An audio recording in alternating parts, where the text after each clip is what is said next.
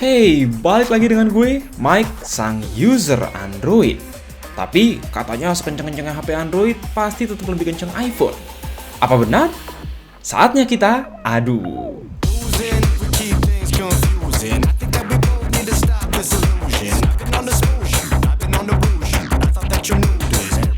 Well, kami rasa sih emang udah banyak ya konten review ROG Phone 6 maupun iPhone 14 series. So, hari ini kami mau fokus bandingin beberapa aspek kecepatan processing antara iPhone 14 Pro yang pakai Apple A16 Bionic terhadap ROG Phone 6 yang pakai Snapdragon 8 Plus Gen 1, dua SoC flagship dari dua kubu yang saat ini berseberangan dan bisa dibilang paling kenceng di pasaran. Perbandingan Apple to Apple banget sih mungkin enggak ya, karena ini cenderung perbandingan Apple to Asus. Yang satu ngasih segalanya, ya mulai dari case, charger, kabel, hingga headset. Satunya lagi cuma ngasih kabel lightning. Hahaha. Terus soal harga jelas-jelas nggak perlu dibandingin. ROG Phone 6 resmi 8GB/256GB saat ini dibanderol mulai dari 11 juta. Meanwhile, si iPhone 14 Pro yang kami dapat dari studio ponsel ini garansi internasional ya.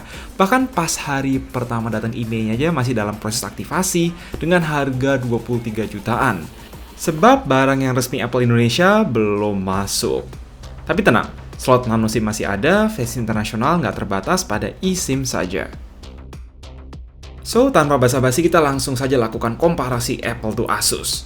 Tanpa mikirin perbedaan ukuran, desain, layar, baterai, gengsi, dan sebagainya, kita langsung coba jalanin Geekbench. No surprise, iPhone langsung bisa menang, punya angka lebih tinggi baik di single core maupun multi-core di sini, sekalipun si ROG Phone udah jalanin X Mode. Nasib yang sama juga terjadi di sisi GPU sepertinya saat kami jalanin 3D Mark Wildlife. Ya, GPU di A16 Bionic ternyata juga dengan mudah mengungguli sang GPU Adreno di Snapdragon. Namun, kekalahan telak ROG Phone baru benar-benar kerasa saat kami coba edit dan ekspor short video Full HD 30 detik yang sama di Premiere Rush. Dimana si Apple kayaknya baru beberapa detik udah kelar render ya. Meanwhile, si ROG butuh waktu jauh lebih lama, lebih dari 2 kali lipat. Di sini terlihat Apple nggak perlu chip M1 ya untuk mengalahkan SoC Snapdragon terbaik saat ini dalam hal ekspor atau render video. Gue yang merupakan pengguna Android jujur terkejut melihat ini dan mengulangi lagi setelah itu dengan hasil yang tentu sama. Lanjut lagi soal game nih. Gue sebagai seseorang yang kadang iseng main Genshin, jelas pingin dong experience terbaik tanpa patah-patah. Untungnya sih udah coba dua-duanya, bahkan nyuruh Edul nyoba juga. Dia bilang dua-duanya lancar jaya tanpa banyak lag sekalipun di setting highest 60 fps. Well, si iPhone emang bisa sih 120 fps, tapi biar fair kita tahan di 60 fps aja lah. Sebab kami juga belum punya solusi gratis untuk capture fps di iOS, dan melihat dua-duanya relatif lancar jaya, kami mau bandingin suhu aja setelah dipakai main Genshin 10 menit. Well, meski si iPhone 14 Pro punya ukuran lebih kecil, soal manajemen panas dia masih menang. Di bagian layar dia nggak melebihi 40 derajat ya, dimana si ROG bisa mencapai 42 derajat lebih. Di punggung untuknya relatif lebih mirip. Maksimal sekitar 40-an, namun si ROG konsentrasi panasnya ada tepat di bagian chipset di tengah. Mau pakai HP apapun kalau disuruh main Genshin rata kanan pasti anget. Tetapi gue jadi prefer main di iPhone meski nggak punya fitur air trigger dan lain-lain dikarenakan suhu yang lebih terkendali di layar bikin jempol nggak gampang sakit.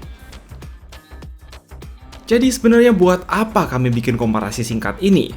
Ya tujuannya sekalian membuka mata saja bahwa iPhone dengan harga mahal itu bukan cuma masalah branding atau desain atau gimana lah, tapi juga optimisasi hardware dan software yang begitu bagus. Memang sulit juga sih ya buat kami yang biasa pakai Android mengakui kemenangan performa iPhone, dan ini rasanya penting untuk diketahui semua user smartphone yang punya sentimen, buat apa sih beli iPhone mahal doang kan gitu. Ya ada harga ada barang lah. Semua produk dan brand punya pasarnya masing-masing. Dengan performa sebaik ini pun, gue pribadi masih belum fix bakal pakai iPhone sebagai daily ya. Mainly karena belum terbiasa aja sama iOS, ekosistem yang udah terlanjur pakai Google dan Microsoft, ditambah belum ada charging Type-C. Yang bikin ribet kalau gue nih yang udah jadi si paling USB-C, kudu nambah armada kabel Lightning lagi. Yap, pokoknya kalau tergoda untuk beli kedua HP ini, link ada di deskripsi. Itu dulu aja, silakan mending, and as always, stay safe, stay healthy.